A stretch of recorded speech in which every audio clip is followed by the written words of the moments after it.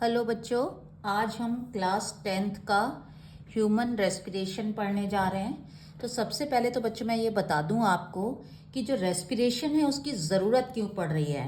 तो जो रेस्पिरेशन की ज़रूरत हमें इसलिए पड़ रही है सो दैट कि सिंपल कुछ नहीं होगा इससे, जो एक सिंपल फिजिकल प्रोसेस होगा। पहले तो फिजिकल प्रोसेस का मतलब है बच्चों कि इसमें सिंपल जैसे फिजिक्स होती है ना, फिजिक्स की चीज़ें ही अप्लाई होंगी। मतलब सिंपल फिजिकल प्रोसेस से ऑक्सीजन अंदर आएगी बॉडी के और CO2 बॉडी के बाहर जाएगी। और इसी फिजिकल प्रोसेस को हम ब्रीदिंग कहते हैं कॉमन टर्म में, और उसी को हम अंदर आने को ब्रीदिंग इनहेल एंड एक्सेल कहेंगे। अच्छा, ऐसा बच्चों कभी भी नहीं होता है कि इनहेल है तो मैंने कहा कि ऑक्सीजन अंदर आ रही है। बुक्स में भी ऐसा ही लिखा मिलेगा, मोस्टली सब लोग यही बात करते हैं, ऑक्सीजन अंदर आ रही है, CO2 हम छोड़ रहे हैं, एक्सेल कर रहे हैं, ये हम अंदर ले रहे हैं, ये बाहर छोड़ रहे हैं। तो मतलब ये हुआ कि भाई खाली CO2। ऐसा नहीं होता है। देखो एनवायरमेंट में तो मिक्स एयर है ना, air is a mixture of gases, तो उसमें गैसेस का मिक्सचर ही जाता है। बट हाँ, ऑक्सीजन का कॉम्पोजिशन उसमें ज़्यादा होता है परसेंटेज, और जो बाहर एक्सेल वाली जो हमारी जो एयर होती है उसमें CO2 का ज़्यादा रहता है। पार्शियल प्रेशर CO2 की कॉन्सेंट्रेशन उसमें ज़्यादा होती है। तो इसलिए हम कहते हैं इनहेल एक्सेल। इनहेल मतलब O2 का इनहेल कर रहे हैं और CO2। ऐसा ऐसा भी नहीं होगा बच्चों कि आप सोचो कि जो एक्सेल कर रहे हैं एयर उसमें O2 हो ही ना। हाँ, ऑक्सीजन उसमें बेशक इनहेल वाली से कम होगी, बट उसमें भी ऑक्सीजन होगी। यहाँ बच्चों मैंने आपको एक छोटा सा डायग्राम बताया हुआ है कि क्या कॉमन पाथवे है। तो जो फिजिकल प्रोसेस है ब्रीदिंग का वो स्टार्ट होगा नोज से, सभी को पता है, नाक से सांस लेते हैं, नोज से। तो यहाँ पाथवे में मैंने लिख रखा है नेजल चैम्बर्स, 2 चैम्बर्स होते हैं पेयर में। देन इंटरनल नैरिस अंदर जाएगी, नाक के अंदर जाएगी। नाक के अंदर जो कैविटी, जो ये ट्यूब लाइक स्ट्रक्चर है वो फेरिंग्स से जुड़ी हुई है।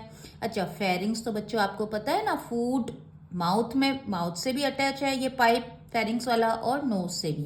ये तो फूड और विंड का, हवा का, खाने और हवा का कॉमन पाइप है।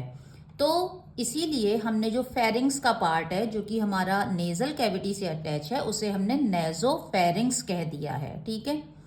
देन उसके बाद फेरिंग्स का ही एक पार्ट है ग्लॉटिस। उसका जो ग्लॉटिस, एपीग्लॉटिस, जो फेरिंग्स का जो लिड होता है, कवर जैसा ढक्कन, उसे एपीग्लॉटिस कहते हैं। इस तरह से ऐसे मैंने अब इसका ये ऐसे फ्लैप लाइक लिड रहता है कवर, इस पर फ्लैप लाइक ऐसे चढ़ा दें तो ये ग्लॉटिस एंड एपीग्लॉटिस।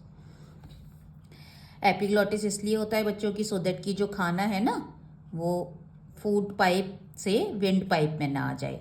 तो खाते खाते आप देखते हैं ना, आपको सलाह दी जाती है कि खाते खाते बोलना नहीं है, सो दैट कई बार होता है कि बोलते हैं तो अंदर एयर गई फटाफट से और आपको एक ऐसा लगता है कि आपके नाक में कुछ फूड पाइप से विंड पाइप में चला गया और नाक में कुछ खाना आ रहा है, या बहुत ही इरिटेशन होती है। तो वो इसी का ही लाइव एग्जाम्पल है। देन ग्लॉटिस के बाद ट्रैकिया, ये आप देख रहे हैं यहाँ पे, ये जो यहाँ पे मैंने रिंग लाइक स्ट्रक्चर्स, रिंग जैसे ये है, ये ट्रैकिया है। ट्रैकिया पे बच्चों हमें कार्टिलेजिनस रिंग मिलेंगी, या हमारा 1 मार्क का क्वेश्चन बनता है कि ट्रैकिया पे कार्टिलेजिनस रिंग्स क्यों प्रेजेंट होती हैं। तो बच्चों ट्रैकिया पे आपको लिख के आना है जो कार्टिलेजिनस रिंग्स हैं वो इसलिए प्रेजेंट होती हैं सो दैट कि भी ट्रैकिया को कोलैप्स होने से बचा सकें। कोलैप्स होने का मतलब है कि उसे चिपकने नहीं देती हैं। ठीक है बच्चों।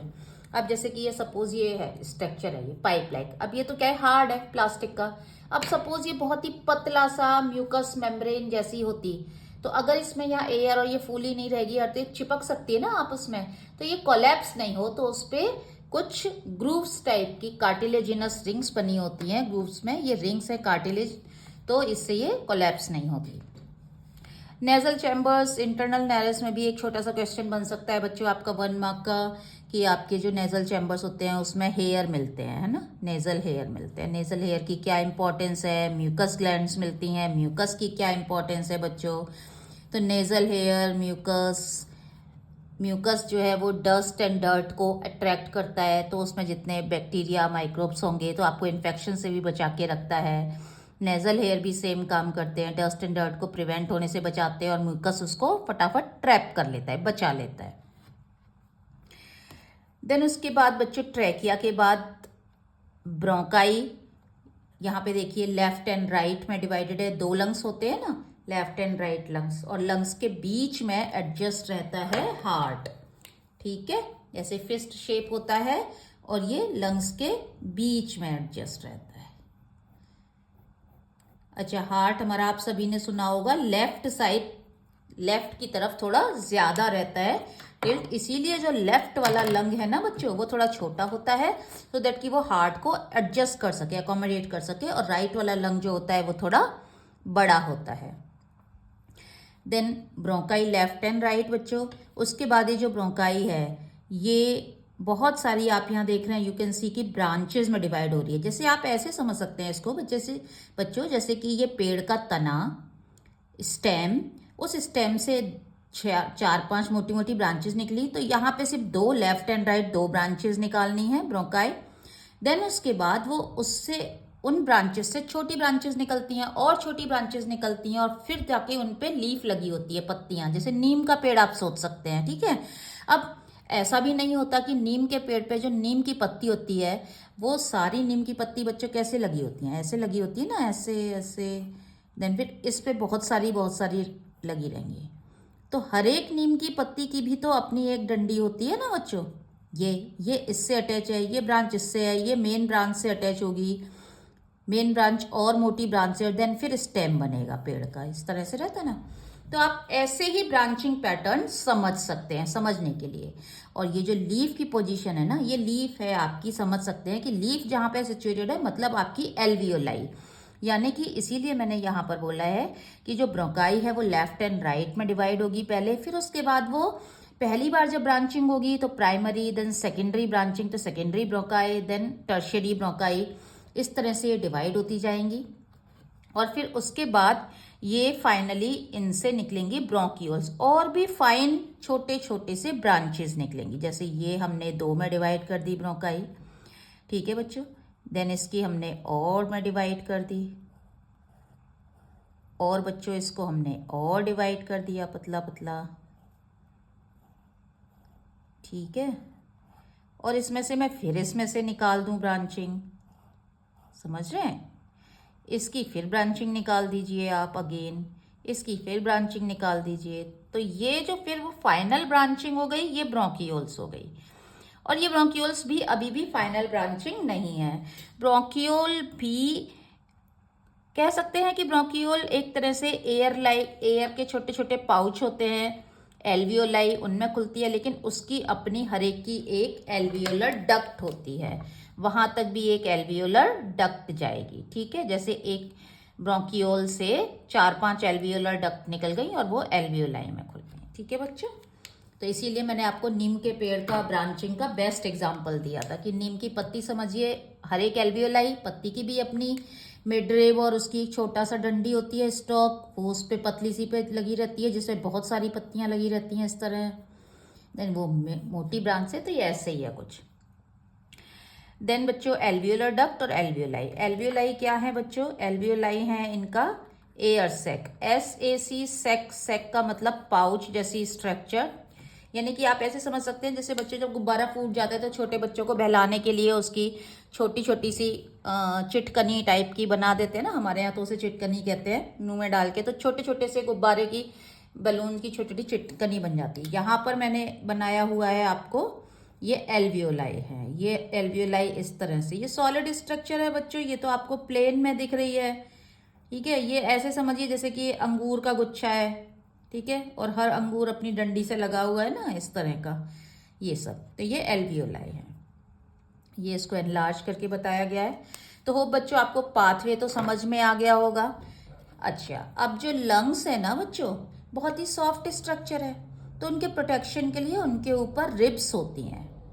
ठीक है, और कितनी रिब्स रहेंगी बच्चों, 12 पेयर ऑफ रिब्स। कितनी रिब्स रहेंगी बच्चों, 12 पेयर ऑफ रिब्स रहेंगी इन पे।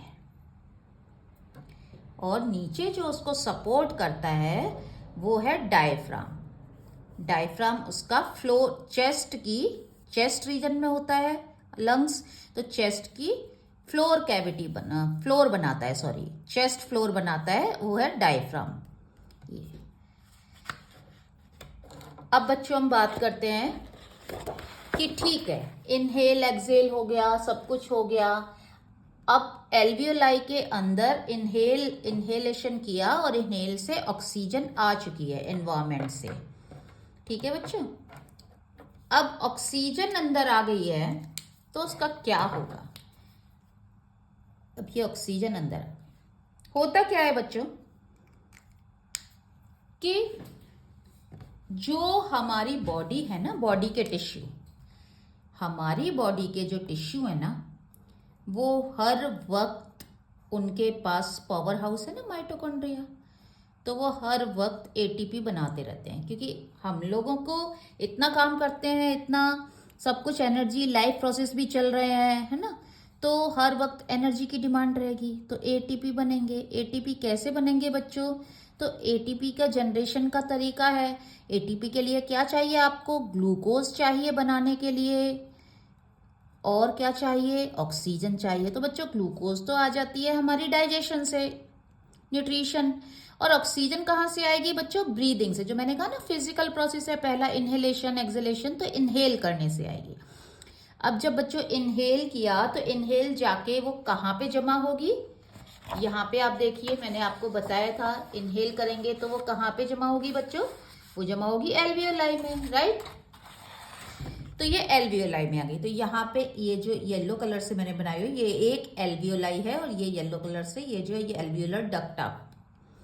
अब क्या हुआ बच्चों, जब ये एल्वियोलाई में आ गई तो उसके बाद यानी कि एल्वियोलाई में ऑक्सीजन का कंसंट्रेशन ज्यादा है, लेकिन सेल के पास क्या सिचुएशन है बच्चों, सेल के पास सिचुएशन है कि सेल तो ग्लूकोज और ऑक्सीजन को यूटिलाइज करती जा रही है, ऑक्सीजन पहुंच रही है सेल के पास, ठीक है, लेकिन वो उसको कंज्यूम करती जा रही है। कंज्यूम करके बच्चों क्या बना रही है, वो बना रही है बच्चों एटीपी। लेकिन साथ में आपने पढ़ा होगा ना केमिकल रिएक्शन, मेन एक तो मेन प्रोडक्ट बनता है और उसके साथ के भी प्रोडक्ट बनते हैं, बेशक वो जरूरी हमें नहीं चाहिए लेकिन वो बन रहे हैं क्योंकि उस केमिकल रिएक्शन का पार्ट है। तो ऐसे में एक बाय प्रोडक्ट बनता है बच्चों CO2।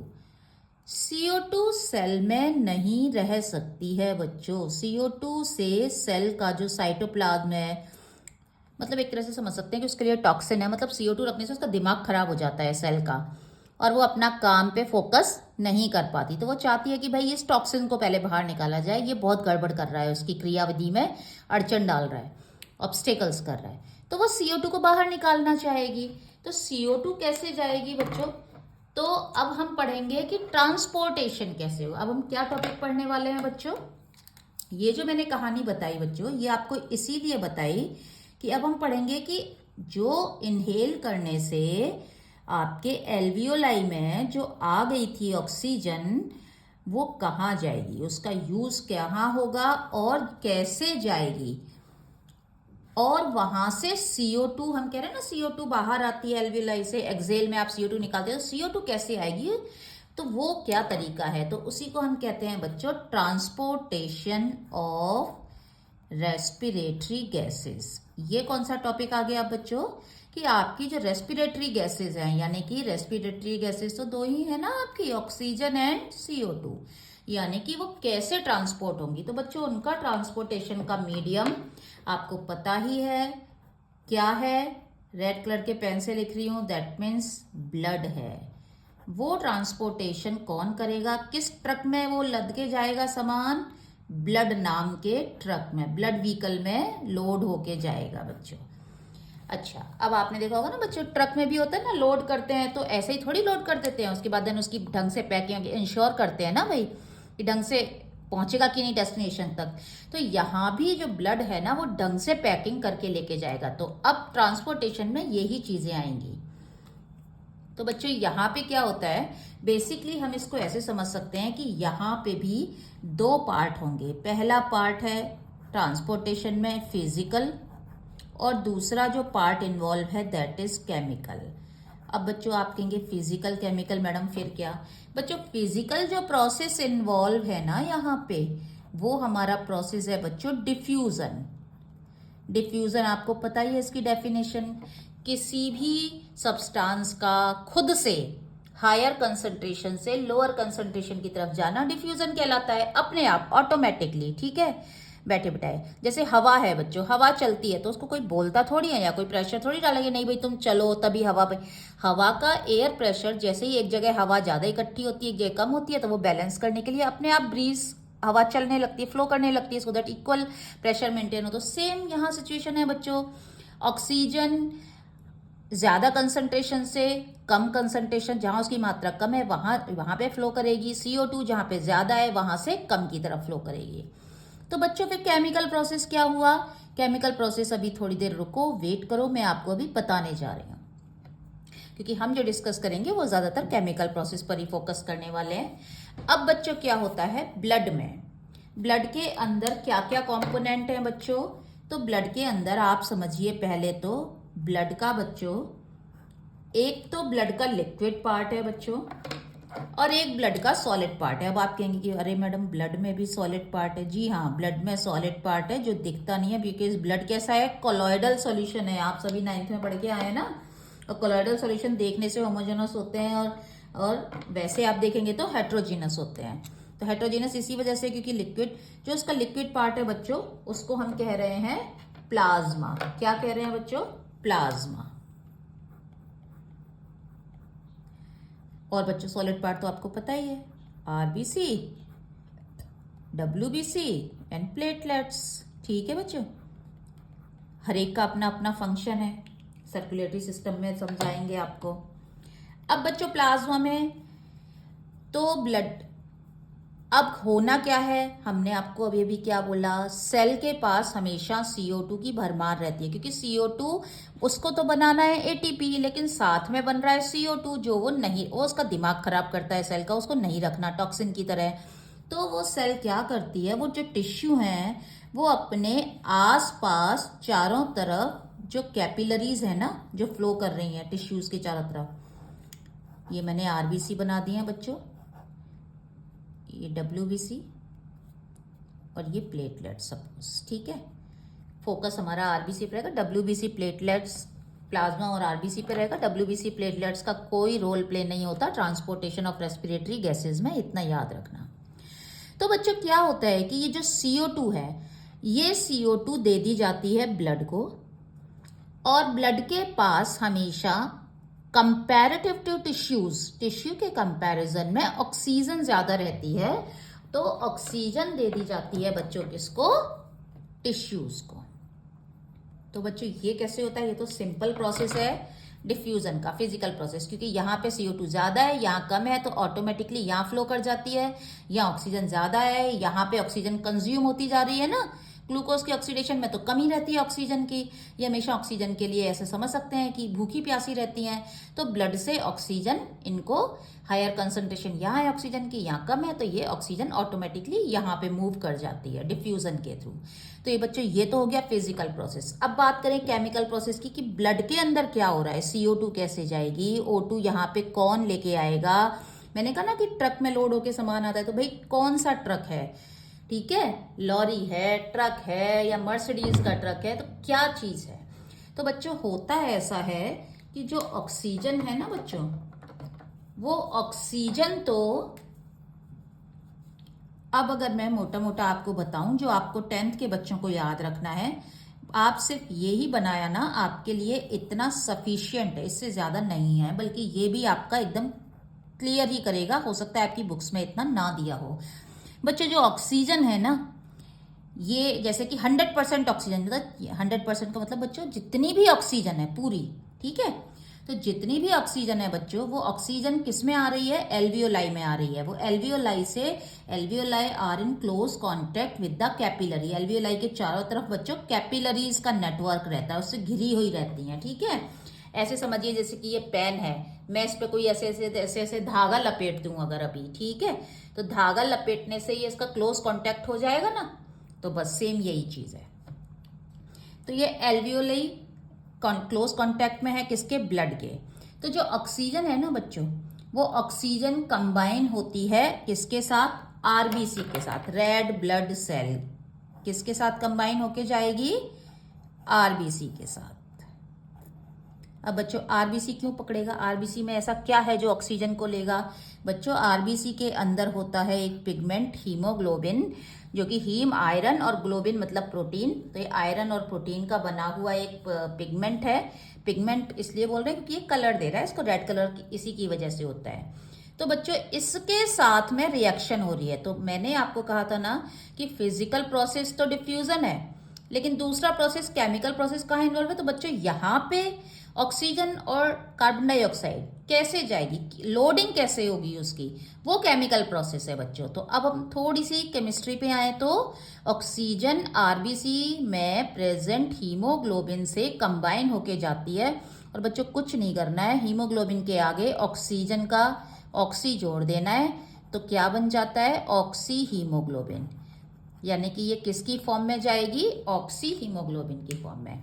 अब बच्चों जितनी भी कंटेंट है उसका 97% तो बच्चों ऐसे ही जा रहा है। मतलब आप ये सोचो 3% ही तो बचा हुआ 3% बच्चों प्लाज्मा के थ्रू जाएगा। प्लाज्मा क्या है बच्चों? अभी भी समझाया, ब्लड का लिक्विड पार्ट है ना, तो प्लाज्मा के थ्रू जाएगा। और बच्चों लिक्विड में जब गैस डिसॉल्व होगी तो हम कहेंगे ना कि डिसॉल्व स्टेट में जा रहा है, तो प्लाज्मा में डिसॉल्व होके जाएगा, सिंपल सी बात। अब बच्चों बात कर रहे हैं CO2 की। चलो ऑक्सीजन तो ऐसे लेके जा रहा है ब्लड, अब ये ऑक्सीजन की बात हो गई। बात करें अब CO2 कैसे लोड होके जाएगी ब्लड में, क्योंकि लोडिंग तो ब्लड में ही होनी है ना। तो CO2 के क्या क्या तरीके हैं? तो CO2 के लिए बच्चों CO2 के थोड़े से बड़े अलग से तरीके हैं। कैसे कि जितनी भी CO2 है ना बच्चों, CO2 देखो क्या है ना, CO2 राक्षस है, टॉक्सिन है, दिमाग खराब करता है, उसको कोई नहीं ले जाना चाहता, लेकिन जाना तो है, निकलनी तो है भाई, सेल से बाहर, बॉडी से बाहर, एक्सेल में। तो इसके लिए ना बच्चों थोड़ा थोड़ा यार, थोड़ा तू ले जा, थोड़ा तू ले जा, ये तो मेरे पे बहुत भारी पड़ जाएगा, मेरा सिस्टम खराब हो जाएगा, तो ऐसे करके ये सब बांट लेते हैं। तो CO2 बच्चों 3 तरीके से जाती है, याद कर लीजिएगा। CO2 कैसे जाती है? 3 तरीके हैं CO2 के। चलो पहला तरीका हम बात कर रहे हैं chemical load, transportation of respiratory gases में केमिकल्स, कौन कौन से केमिकल बन रहे हैं जिसके थ्रू वो लोड होके, मतलब किस में बाइंड होके जा रहे हैं, ठीक है, ऑक्सीजन और CO2। पहला तरीका है बच्चों 23%, किन्हीं बुक में 20 to 25% भी दे रखा है, इनकी मिडिल वैल्यू ले लीजिए 23%। बच्चों ये तो जाती है आपकी आरबीसी में। अब आप कहेंगे मैडम आरबीसी तो आपने किस में लिख दी? ऑक्सीजन में, तो ये CO2 को क्यों करेगी मैडम? बच्चों ये एज वेल एज आरबीसी में प्रेजेंट जो हीमोग्लोबिन होता है, इसमें एंजाइम होता है, वो इसको भी पहचानता है, तो वो इससे भी जुड़ जाता है। और मैंने कहा ना सारा खेल किसका है? डिफ्यूजन, प्रेशर का। ज्यादा प्रेशर है या कम प्रेशर है? अब ज्यादा प्रेशर पड़ेगा CO2 का, तो वो CO2 से कंबाइन होने लग जाएगी आरबीसी में प्रेजेंट हीमोग्लोबिन, ठीक है। तो वो क्या बना देता है? वो बना देता है बच्चों कार्बन डाइऑक्साइड का कार्ब ले लिया, कार्ब अमीनो हीमोग्लोबिन, क्या बना के जाएगा? कार्ब अमीनो हीमोग्लोबिन, या कार्बोक्सी हीमोग्लोबिन भी कह दो, कोई दिक्कत नहीं है। ये ऑक्सी हीमोग्लोबिन, और वो कौन सा हीमोग्लोबिन हो गया बच्चों? आप 10th के बच्चे तो आप ऐसे याद रख लो, कार्बोक्सी ऑक्सी हीमोग्लोबिन ऑक्सीजन लेके जाएगा, कार्बोक्सी हीमोग्लोबिन कार्बन डाइऑक्साइड। लेकिन बच्चों ऑक्सी हीमोग्लोबिन 97% ले जा रहा है, जबकि ये 20 to 25 या इसकी मिडिल वैल्यू 23%। तो बच्चों फिर बाकी कैसे जाएगा? बाकी देखो बच्चों, बाकी जाएगा आपका 70%, मेजर पोर्शन यानी कि ज्यादातर पोर्शन 70% आपका जाएगा बच्चों बाई कार्बोनेट आयन की फॉर्म में। बाई कार्बोनेट आयन, अब ये बच्चों बाई कार्बोनेट आयन कैसे बनेंगे, ये बड़ा खेल है। तो इसके लिए आप ऐसे समझिए बच्चों कि ये बाई कार्बोनेट आयन कैसे बने, कि जो CO2 है ना बच्चों, जब वो आरबीसी के अंदर गई, पहले वो जाएगी आरबीसी में ही, ठीक है, आरबीसी के अंदर गई तो उसमें साइटोप्लाज्म है तो सेल के अंदर तो साइटोप्लाज्म होगा, साइटोप्लाज्म में पानी होगा, तो वहां पानी से कंबाइन हुई और वो बना लिया उसने कार्बोनिक एसिड। आप पढ़ के आए होंगे ना 10th क्लास में, रिएक्शन में एसिड बेसिस में कार्बोनिक एसिड बन जाता है, कार्बन डाइऑक्साइड पानी में जब डिसॉल्व होती है। तो ये कार्बोनिक एसिड आपका डिवाइड हो गया H आयन में और बाइकार्बोनेट आयन में। बस, तो यही बाइकार्बोनेट आयन अब आरबीसी से छोड़ के बच्चों कहाँ आ जाते हैं, प्लाज्मा में। ये बाइकार्बोनेट आयन अब आरबीसी से निकल के कहाँ आ जाएंगे बच्चों, ये आ जाएंगे प्लाज्मा में। तो बस प्लाज्मा में बाइकार्बोनेट आयन की फॉर्म में रह जाएगा 70%। तो बच्चों बचे हुए का क्या होगा, बचा हुआ अभी तो रह गया ना, तो बचा हुआ 7%, 7% बच्चों CO2, बची हुई 7% CO2 बच्चों जाती है आपकी। भाई अब प्लाज्मा ऑक्सीजन को ले जा रहा है, तो ये कैसे पीछे रह जाए, क्या CO2 झगड़ा नहीं करेगा कि अच्छा उसको तो ले गए कैरी करके, मुझे नहीं ले गए। तो बची हुई 7% प्लाज्मा में जाती है, सेम जैसे कि 3% ऑक्सीजन जा रही है ना, ऐसे ही डिसॉल्व्ड स्टेट में। ठीक है बच्चों, तो अब आपको समझ में आया मैंने क्यों केमिकल पार्ट छोड़ दिया, क्योंकि केमिकल पार्ट में देखो है ना केमिस्ट्री, ऑक्सीजन और CO2 जब बाइंड होके जा रही है तो वो वहां पे केमिस्ट्री आ रही है, और जब वो छूट रही है मतलब बाइंड है, अब ये यहाँ पे ब्लड आ गया, ब्लड में आ गई है इस तरह से। अब इस ब्लड ने, ये ब्लड कहाँ किसके कांटेक्ट में गया, ये ब्लड गया आपका एल्वियोली के पास। ठीक है बच्चों,